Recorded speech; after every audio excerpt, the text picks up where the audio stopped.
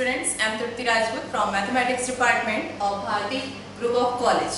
ठीक है, मैं आज आप लोग को बी सेकेंड सेम का बीटेक सेकेंड सेम का मैं आपको टॉपिक पढ़ा रही हूँ कॉची यूलर इक्वेशन, जो कि किस टॉपिक के अंडर में आता है, linear differential equation with variable coefficient. ठीक है, ये लास्ट टॉपिक है उस टाइप की डिफरेंशियल इक्वेशन को सॉल्व करने का, differential equation, linear differential equation of variable coefficient को सॉल्व करने का। ठीक है, अब देखते हैं हम कॉची यूलर इक्वेशन का फॉर्म क्या होता है। कॉची यूलर इक्वेशन का फॉर्म होता है x square d square y by d x square plus a x d y by d x plus b y is equal to 0। ये है Cauchy Euler equation का form. ठीक है, इसको Cauchy Euler equation क्यों बोलते हैं? क्योंकि कॉची एक मैथमेटिशियन है और यूलर भी एक मैथमेटिशियन है, जिन दोनों ने मिलके ये इक्वेशन का सॉल्यूशन दिया है, इसीलिए इसको कॉची यूलर इक्वेशन बोला जाता है। ठीक है, अब इस इक्वेशन को सॉल्व करने के लिए हम लोग क्या करेंगे, किसी भी इक्वेशन को सॉल्व कर रहे होंगे यहाँ पर, तो आप लोग ये चीज़ ध्यान दिए होंगे, ये चीज़ गौर किए होंगे कि हम लोग सारे इक्वेशन का क्या कर रहे हैं, हम लोग कॉम्प्लीमेंट्री फंक्शन निकालते हैं और पर्टिकुलर इंटीग्रल निकालते हैं। ठीक है, यहाँ भी क्या करना है, हमको वही करना है, एक तो कॉम्प्लीमेंट्री फंक्शन निकालना है और एक तो पर्टिकुलर इंटीग्रल निकालना है। अब देखिए, जो अभी तक कॉम्प्लीमेंट्री फंक्शन पढ़ रहे थे, जो कि किसके लिए था, differential equation with constant coefficient. ठीक, विद कांस्टेंट कोफिशिएंट के लिए जो हम लोगों ने सीएफ पढ़ा था, उसके रूल्स अलग थे। लेकिन कॉची यूलर इक्वेशन को जब आप सॉल्व करते हैं तो आपको वो चीज़ें इग्नोर करनी पड़ेगी, क्योंकि कॉची यूलर इक्वेशन के लिए जो सीएफ होता है वो थोड़ा डिफरेंट होता है। ठीक, तो इसके लिए नया इक्वेशन है, नया सॉल्यूशन है। तो सबसे पहले तो हम लोग इस इक्वेशन को जब सॉल्व करते हैं तो हम लोग क्या करते हैं, जो ये y है यहाँ पर, y इज इक्वल टू क्या लेते हैं, x to the power m।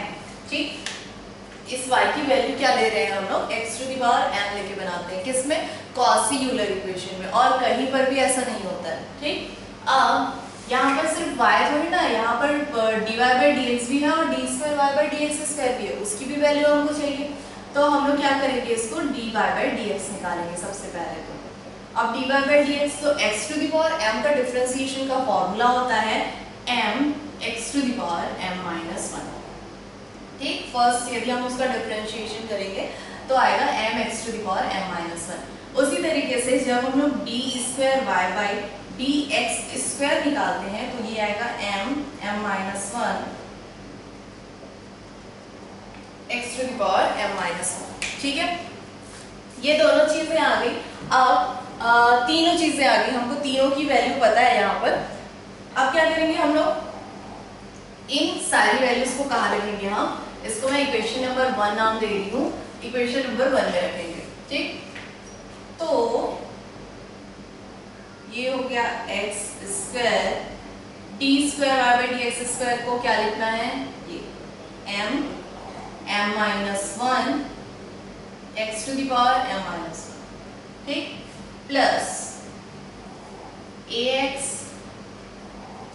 D y by d x की वैल्यू क्या है, m x to the power m minus 1 plus b x to the power m is equal to 0।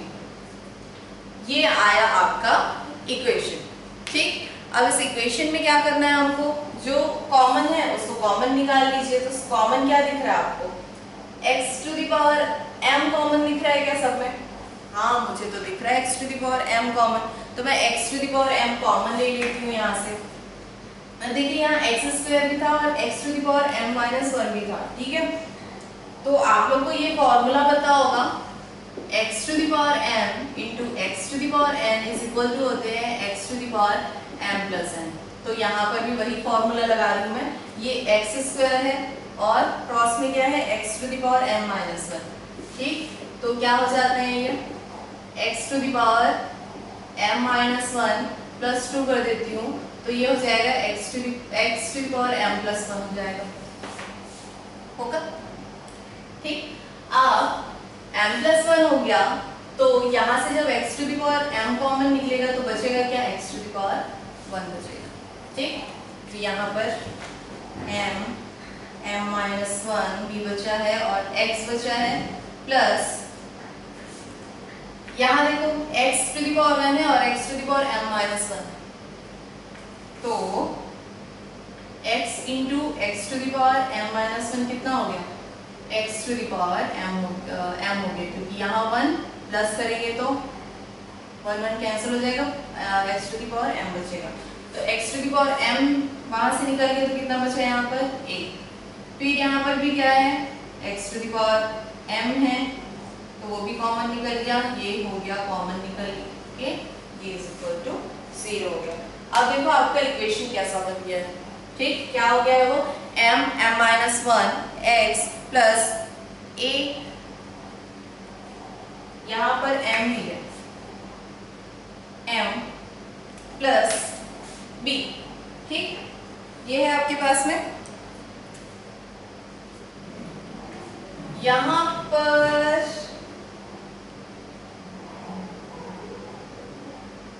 m minus 1 x to the power m minus 1 है यही था ना।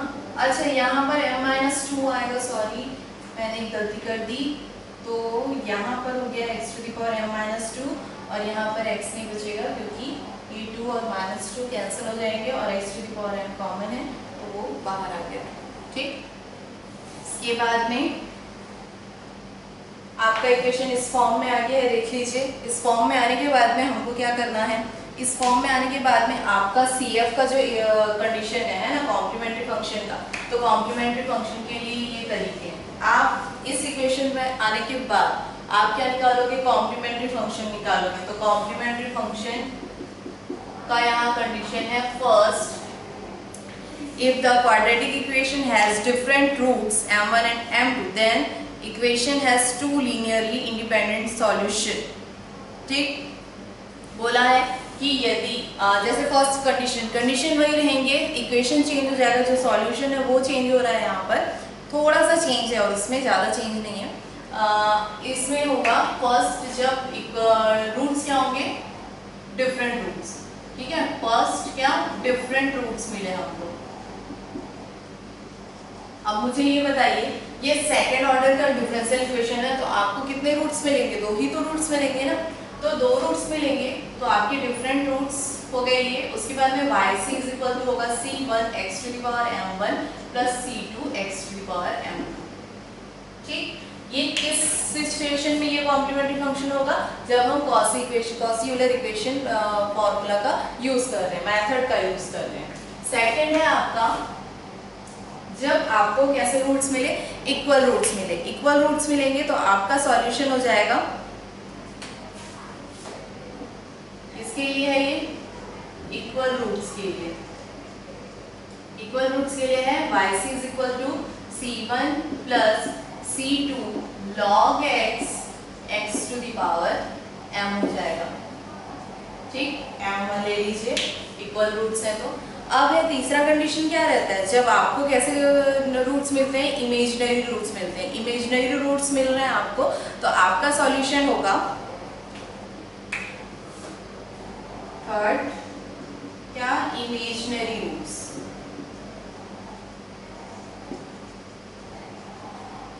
तो yc is equal to हो गया c1 सॉरी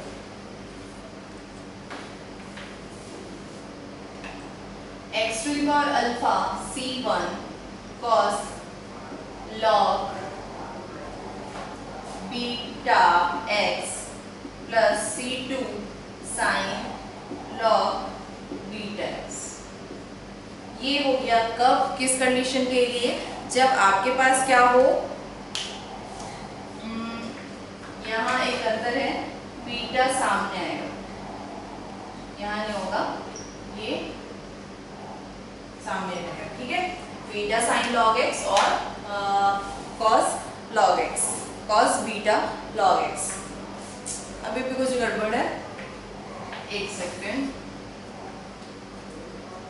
ये है c1 cos beta log x plus c2 sin beta log x ये इसका सॉल्यूशन ठीक है। इसके बाद में हम लोग क्वेश्चन देखते हैं। अब देखो समझ में आ गया होगा आपको क्या करना है। अब यहाँ पर सॉरी यदि तुमको कोई कंफ्यूजन होगा तो ये इक्वेशन इस तरीके से बनेगा, m square minus m plus a m plus b is equal to 0। ठीक, ऑक्सिलरी इक्वेशन। उसके बाद में यहाँ दोनों में कॉमन क्या है, m square minus m common निकाल लेते हैं तो 1 minus a plus b is equal to 0 होगा। अब हम लोग क्या कर रहे हैं, कॉची यूलर इक्वेशन में आपको इक्वेशन इस फॉर्म में दिया रहेगा। ठीक, इस इक्वेशन में देने के बाद में आप उसमें क्या लिखोगे, y इज इक्वल टू, इस y की जगह पे हम लोग x to the power m replace कर रहे हैं। x to the power m replace करने के बाद हम उसका फर्स्ट डेरिवेटिव निकालेंगे। फर्स्ट डेरिवेटिव निकालते हैं तो x to the power m का डिफरेंशिएशन होता है m x to the power m minus 1। उसके बाद हम उसका सेकंड डिफरेंशिएशन करके सेकंड डेरिवेटिव की वैल्यू निकाल रहे हैं, m minus 1 x to the power m minus 2 हो जाएगा वो।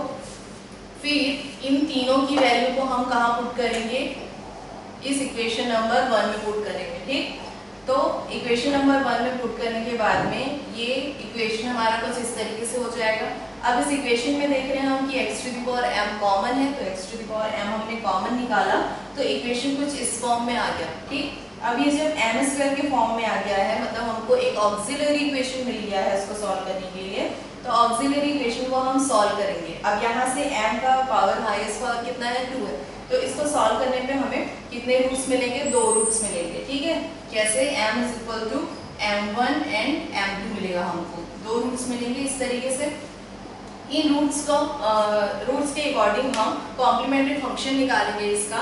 तो यदि ये रूट्स एक दूसरे से अलग हैं, डिफरेंट रूट्स हैं, मतलब ये 1 है, ये 2 है, या ये 2 है, ये 3 है, ये 4 है, ये 5, इस तरीके का, मतलब एक दूसरे से अलग डिफरेंट रूट्स हो, तो हमारा कॉम्प्लीमेंट्री फंक्शन होगा c1 x to the power m1 plus c2 x to the power m2। ठीक है, अब यदि हमारे जो रूट्स हैं वो क्या रहे, इक्वल रूट्स रहे, मतलब पहला रूट हमको 1 मिला है तो दूसरा रूट भी क्या हो, 1 हो या 2, दोनों सेम होने चाहिए। ठीक है, तो हमारा कॉम्प्लीमेंट्री फंक्शन क्या होगा, c1 plus c2 log x into x to the power m1।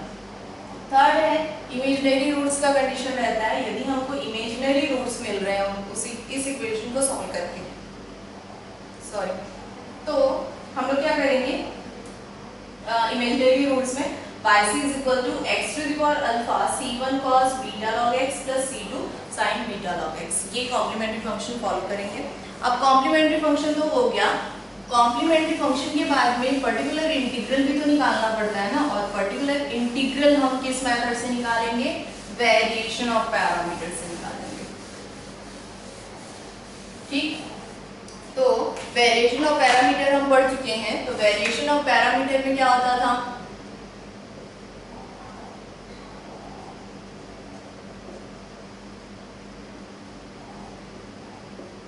आपके इक्वेशन का सॉल्यूशन सबसे पहले तो बता दूं, y इज इक्वल टू क्या होगा, y1 c1 plus y2 c2 plus uy1 plus vy2, ये होगा आपका इक्वेशन का सॉल्यूशन।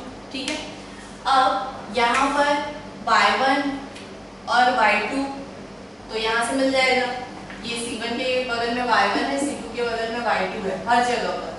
ठीक, y1 y2 पता है हमको। u की वैल्यू क्या थी, u इज इक्वल टू था minus y2 upon w of y1 y2 into r of x dx, और v की वैल्यू थी integration y1 upon w y1 y2 r of x into dx, और ये जो w y1 y2 है वो क्या है, ये है y1 y2 y1 dash y2 dash, determinant of y1 y2 y1 dash और y2 डैश। ठीक है, इसको रॉन्स्कियन का इक्वेशन भी बोलते हैं। ठीक है, रॉन्स्कियन फॉर्म में बोलते हैं, ये WRON रॉन्स्कियंस फॉर्म है ये। ठीक, रॉन्स्कियंस ने दिया था इसलिए इसको रॉन्स्कियंस फॉर्म बोलते हैं। अब आप समझ गए होंगे कि आपको कैसे सॉल्व करना है। ठीक, एक क्वेश्चन देख लेते हैं इसका।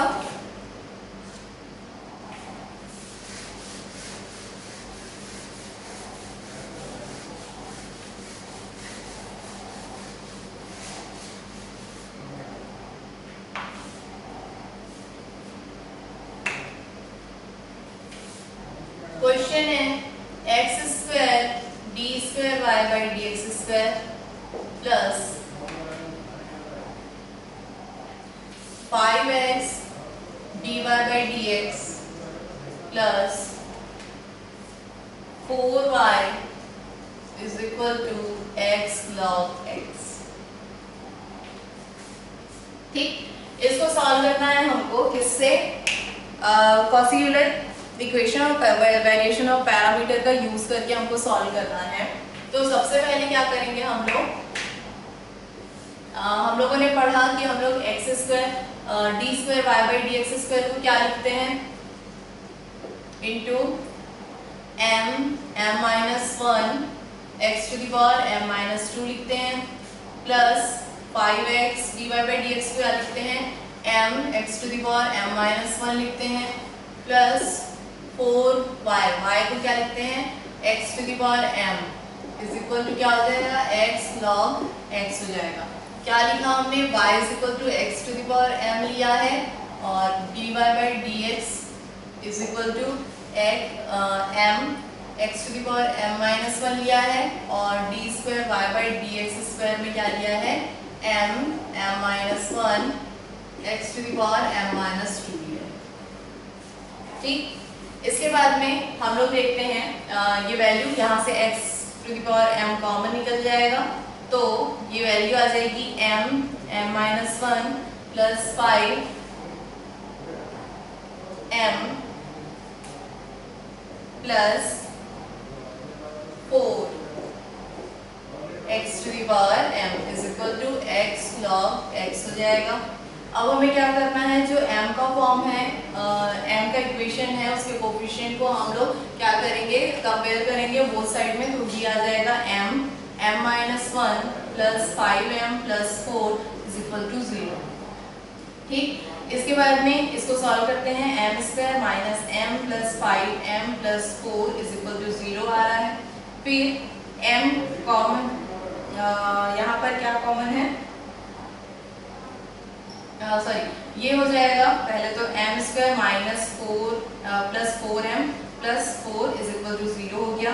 इसको सॉल्व करने पे ये हो जा रहा है 2m plus 2m plus 4 is equal to 0। यहाँ कॉमन है m प्लस 2 और यहाँ कॉमन है 2, तो ये बचा m plus 2 is equal to 0। दोनों में कॉमन है m प्लस 2 और बचा भी क्या है? m plus 2 is equal to 0, मतलब m की वैल्यू आ रही है माइनस 2 और दूसरी वैल्यू भी आ रही है माइनस 2। ये रूट्स कैसे हैं? इक्वल हैं एक दूसरे के, और इक्वल है तो हमको कॉम्प्लीमेंट्री फंक्शन कौन सा लेना है? हमको c1 plus c2 log x to the power m1। तो हम लोग कॉम्प्लीमेंट्री फंक्शन ले लेते हैं इसका।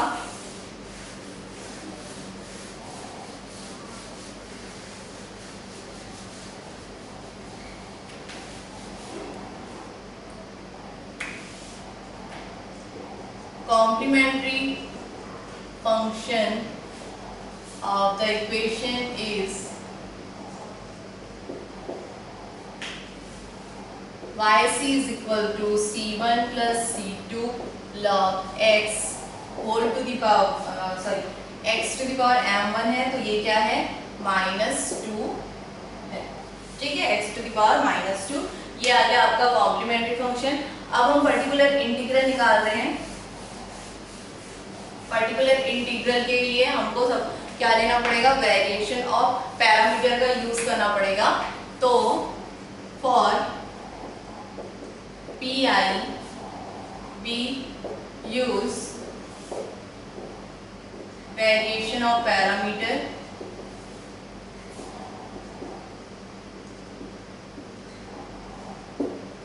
का यूज कर रहे हैं हम, तो उसमें PI की वैल्यू क्या रहती है? u/1 plus v/2। ठीक, अब यहाँ पर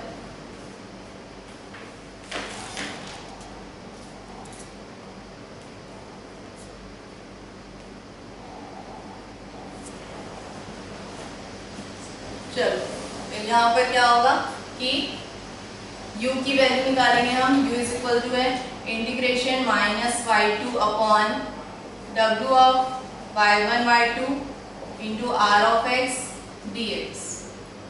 तो y2 की वैल्यू देख लो यहाँ से, x to the power minus 2 होगी y1 की वैल्यू, ठीक। और y2 की वैल्यू क्या होगी, x to the power minus 2 log x। यहाँ अलग से लिख देती हूँ, y1 इज इक्वल टू होगा x to the power minus 2 और y2 होगा x to the power minus 2 into log x, ठीक।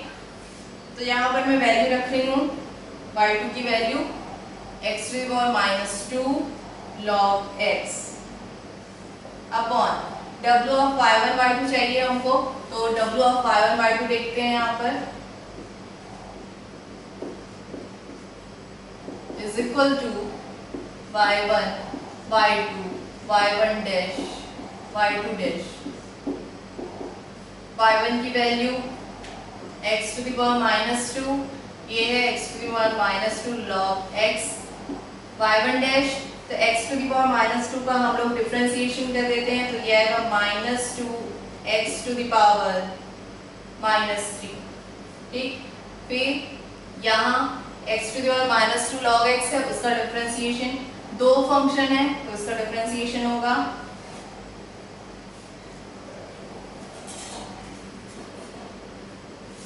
x to the power minus 2 common है, log x का डिफरेंशिएशन होता है 1 अपॉन x। फिर log x कॉमन होगा, x to the power minus 2 का डिफरेंशिएशन होगा into x to the power minus 2 x to the power minus 3, ठीक। यहाँ देखो ये क्या हो जाएगा 1 अपॉन एक्स क्यूब, या इसी को लिख सकते हैं हम x to the power minus 3 plus, यहाँ माइनस का साइन है तो ये माइनस हो जाएगा और ये हो जाएगा 2x to the power minus 3 log x। दोनों में क्या कॉमन है, x to the power minus 3 common है, तो ये हो गया 1 माइनस 2 log x।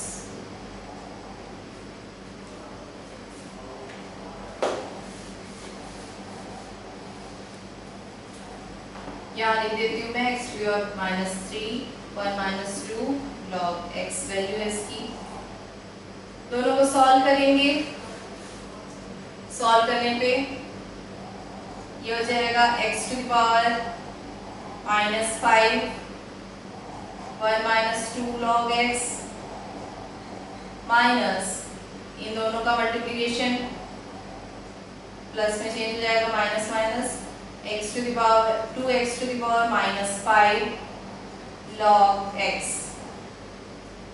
अब यहाँ देखिए जब इसको अंदर मल्टीप्लाई करेंगे तो क्या आएगा x to the power minus 5 फिर minus 2x to the power minus 5 log x plus 2x to the power minus 5 log x। ये दोनों ही कैंसिल हो जा रहे हैं तो बचा क्या x to the power minus 5 आ रहा है हमारा आंसर। इसकी वैल्यू आ गई x to the power minus 5 आ गई, ठीक। अब वैल्यू यहाँ रख देते हैं, r ऑफ x की वैल्यू क्या थी क्वेश्चन में, x log x, तो हमने लिख दिया x log x dx। अब यहाँ देखिए x टू द पावर क्या है माइनस 2, यहाँ क्या है x to the power minus 5, तो इसको मैं x to the power minus 2 into x to the power 5 लिख सकती हूँ। इसको मैं ऊपर लेके जाऊंगी तो वो प्लस में चेंज हो जाएगा। अब इसका सॉल्यूशन क्या होगा x क्यूब, ठीक, x क्यूब और ये जो है इंटू x वो होके मिल जाएंगे इंटू x करूंगी तो ये हो जाएगा x टू द पावर, तो integration x to the power 4 log x dx, ठीक। अब इसका इंटीग्रेशन करना पड़ेगा हमको,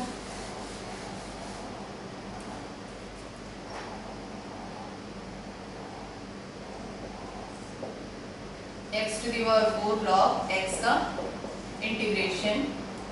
इसका इंटीग्रेशन कर्ण से समाकलन जो पढ़े हम लोग इंटीग्रेशन बाय पार्ट्स वो लगेगा यहाँ पर। एक को फर्स्ट फंक्शन लेना पड़ेगा, एक को सेकंड फंक्शन हम लेंगे। तो इसके लिए डिसाइड करने के लिए क्या लेते हैं हम लोग, आइलेट। ठीक, आइलेट लेते हैं तो लॉग कैसा है, लॉगरिथम एल पहले आ रहा है, ठीक, और x टू द पावर 4 कैसा है, अरिथमेटिक फंक्शन है, तो ये a आ रहा है। तो सबसे पहला फंक्शन क्या लेंगे हम, लॉग को लेंगे, और सेकंड फंक्शन किसको लेंगे, अरिथमेटिक को, क्योंकि आइलेट में सबसे पहले कौन आ रहा है, कौन सा लेटर आ रहा है, l, और उसके बाद कौन सा आ रहा है, a। तो हमने ले लिया इसको फर्स्ट फंक्शन और इसको सेकंड फंक्शन। अब log x फॉर्मूले से x to the power 4 dx minus integration dy dx log x again integration x to the power 4 dx integration और इंटीग्रेशन dx फॉर्मूले से। फिर ये हो गया log x, इसका इंटीग्रेशन क्या होगा, x to the power 5/5 minus log x का डिफरेंशिएशन कितना होता है, 1/x, यहाँ इसका इंटीग्रेशन कितना होगा, x टू द पावर 5/5 और पूरे का इंटीग्रेशन, एक x कैंसिल हो जाएगा यहाँ पर बचेगा x टू द पावर 4। तो ये आया x to the power 5/5 log x minus x to the power 4 का फिर से इंटीग्रेशन होगा, तो वो होगा x टू द पावर 5/5, ठीक है। तो 5 × 5 कितने हो जाएंगे, 25। तो ये आया आपका u की वैल्यू आई है। अलग से लिख लेते हैं इसको, u इज इक्वल टू हमको मिल रहा है x to the power 5 log x minus x to the power 5/25, ये मिला हमको। अब हमको क्या चाहिए, b।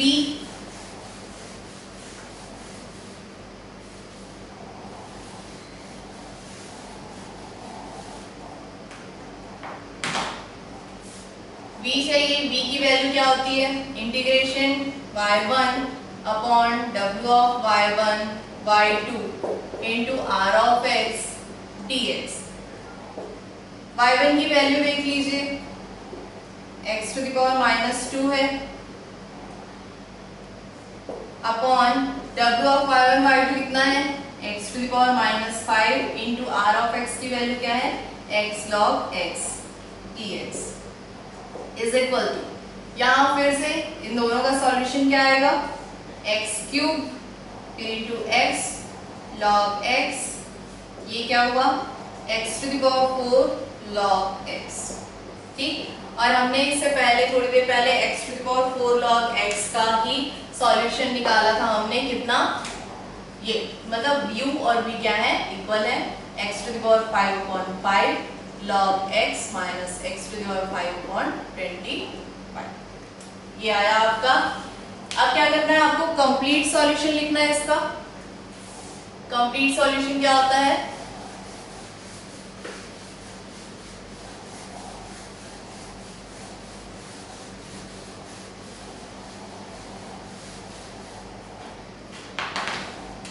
कंप्लीट सॉल्यूशन है इक्वेशन का y is equal to yc plus yp, complementary function plus particular integral. तो कॉम्प्लीमेंट्री फंक्शन क्या था इसका, कॉम्प्लीमेंट्री फंक्शन था c1 plus c2 log x into x to the power m की value थी -2 plus yp क्या था, u/1, तो u की value x to the power 5/5 log x minus x to the power 5/25 into y1 होता है, तो y1 है हमारे पास में x to the power -2 plus particular integral b की value x to the power 5/5 log x minus x to the power 5/25 into y2 की value है x to the power -2 log x। ये हुआ हमारा कंप्लीट सॉल्यूशन। तो Cauchy Euler equation का solution देखा हमने, इसमें कॉची यूलर इक्वेशन और वेरिएशन ऑफ पैरामीटर दोनों का ही यूज होता है। क्यों, Cauchy Cauchy equation, quasi Euler equation से क्या करते हैं हम कॉम्प्लीमेंट्री फंक्शन फाइंड करते हैं, और दूसरा क्या करते हैं पर्टिकुलर इंटीग्रल किससे फाइंड करते हैं वेरिएशन ऑफ पैरामीटर से। इसमें कोई भी डाउट आता है तो आप मुझे कमेंट बॉक्स में लिख के बताएंगे। Thank you.